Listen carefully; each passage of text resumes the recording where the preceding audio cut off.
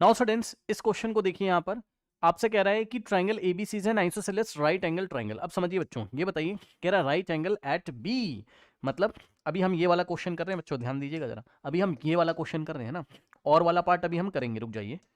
अब देखिए उसने हमसे बोला है कि भाई ट्राइंगल हमारे पास एक है एबीसी जो आइसोसेलेस राइट एंगल ट्राइंगल है, मतलब समझिए राइट एंगल एट बी है, मतलब ये आपका बी है और ये आपका 90 है, ठीक। अब आप बच्चों कहीं पर भी यहाँ ए लिख लीजिए, ये तो बी 90 हो ही गया, सुनो जहाँ पे 90 बोल रहा वहां लिख दीजिए। अब ए को चाहे यहाँ लिखो, चाहे यहाँ लिखो, सी को यहाँ लिखो, चाहे यहाँ लिखो, तो ये ट्राइंगल हमारे पास बन गया। अब उसने बोला आइसोसेलेस।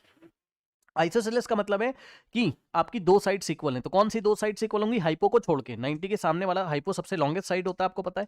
इसको छोड़ के ये वाला जो साइड है बीसी, ये भी x सेंटीमीटर है मान लीजिए, या x यूनिट्स है, और ए बी भी आपका x है ना, दो साइड्स आपके इक्वल है ना। तो लेट हमारे पास ए बी और बी सी का लेंथ हमने क्या मान लिया? x मान लिया थोड़ी देर के लिए। अरे भाई मान लो क्या ही जा रहा है, x सेंटीमीटर, x यूनिट्स मान लीजिए, जो मानना है मान लीजिए, ठीक है ना। अब उसने हमसे क्वेश्चन क्या किया? उसने हमसे बोला है then what is the value of 2 into sine A into cos A. समझिए जरा ध्यान से, यहाँ पर उसने हमसे बोला है what is the value of 2 into sine A और इंटू में कॉस ए, ये हमसे वैल्यू पूछी है। तो भाई साइन ए निकालो, कॉस ए निकालो, यहाँ ले आके रख दो। सर कैसे निकालें? इधर आइए, ये देखिए, इधर आइए, देखिए समझिए जरा ध्यान से यहाँ पर, ये देखिए बच्चों। अब ये बताइए क्या आप इसमें पाइथागोरस लगा सकते हो? Yes sir. तो हाइपो आपका एसी है, तो एसी का square is equals to perpendicular कितना है आपके पास? एक्स, तो एक्स का स्क्वायर, और प्लस बेस कितना है आपके पास? एक्स, तो एक्स का स्क्वायर। तो यहां से अगर आएगा एसी का square is equals to X square plus X square, 2x square हमारे पास, ठीक। तो यहां से अगर आप देखेंगे तो देखिए जरा ध्यान से, यहां से अगर आप देखेंगे तो एसी स्क्वायर, ये देखिए, is equals to 2x square, तो यहां से आ जाएगा ए सी इज इक्वल टू, स्क्वायर हटाओगे तो स्क्वायर रूट लगेगा, ठीक। और एक्स स्क्वायर का स्क्वायर रूट एक्स हो जाएगा, और अंदर हमारे पास √2 बचेगा, तो एक्स √2 आया, ठीक। तो इस तरीके से AC की लेंथ मैंने निकाल ली चालाकी से, कितनी आ रही? एक्स के टर्म्स में है ना, एक्स √2, ठीक। ये मैंने AC निकाल के रख लिया है, ओके करेक्ट। नाउ अब आइए बच्चों, अब आप मुझे ये बताओ, क्या पूछा था उसने? साइन ए कॉस है ना, तो क्या आप साइन ए निकाल सकते हो? सर बिल्कुल निकाल सकते हैं। एंगल ए के लिए अगर आप जाएंगे तो एंगल ए के लिए भाई साइन क्या होता है हमारे पास?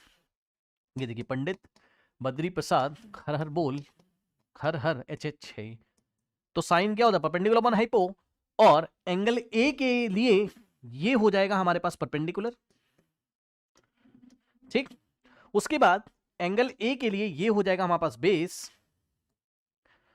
ये वाला हो जाएगा हमारे पास क्या? बेस, और हाइपो हो जाएगा, हाइपो तो एक्स √2 दिखाई पड़ रहा है।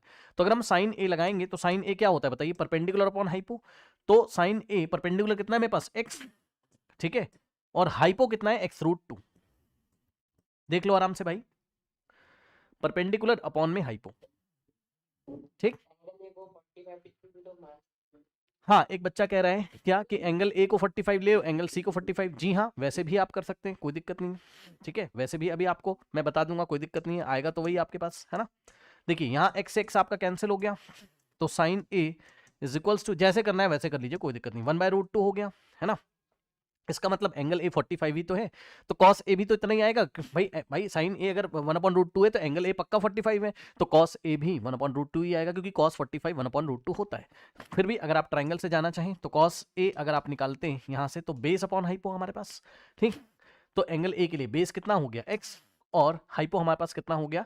हाइपो हो गया x√2, ठीक है। ये हमारे पास कैंसिल हो गया 1/√2, ठीक। अब वैल्यू रख के हम लोग यहाँ सॉल्व कर लेंगे। एक और तरीका भी जल्दी से डिस्कस कर लेते हैं। 2 इंटू साइन ए की जगह 1/√2, ठीक, और कॉस ए की जगह हमारे पास 1/√2, तो 2 इंटू 1 इंटू 1, 2 अपॉन में √2 इंटू √2, 2 से 2 हमारे पास कैंसिल, आंसर इज 1। अब एक बच्चा कह रहा था कि क्या हम किसी और तरीके से नहीं कर सकते? सर बिल्कुल आप कर सकते हैं। कैसे? ये देखिए जरा ध्यान से यहाँ पर, भाई अगर आपके पास ये एंगल कितना है? 90 है, ठीक, बी पे, तो आपको पता है आइसोसेलेस ट्राइंगल है, मतलब ये दोनों साइड इक्वल है, तो इक्वल साइड्स के अपोजिट वाले एंगल इक्वल होते हैं। तो ए बी के अपोजिट ये वाला जितना एंगल होगा, और BC के अपोजिट ये वाला जितना एंगल होगा, दोनों बराबर होंगे। अब ये बताइए, अगर ये 90 है तो इसको भी 45 होना पड़ेगा, और इसको भी 45 होना पड़ेगा, डायरेक्ट आप कर सकते हैं, ठीक। तभी तो एंगल सम प्रॉपर्टी से क्या आएगा आपका? 180 आएगा, ठीक। आइसोसेलेस राइट एंगल ट्राइंगल में वैसे भी आप लोगों को पता है ये 45 होता है, हमेशा याद रखिए। बस अब आप लगा देते हैं यहाँ साइन ए की वैल्यू निकालते हैं, यानी कि साइन 45 1/√2 और कॉस 45 1/√2, ऐसे भी हम लोग कर सकते थे।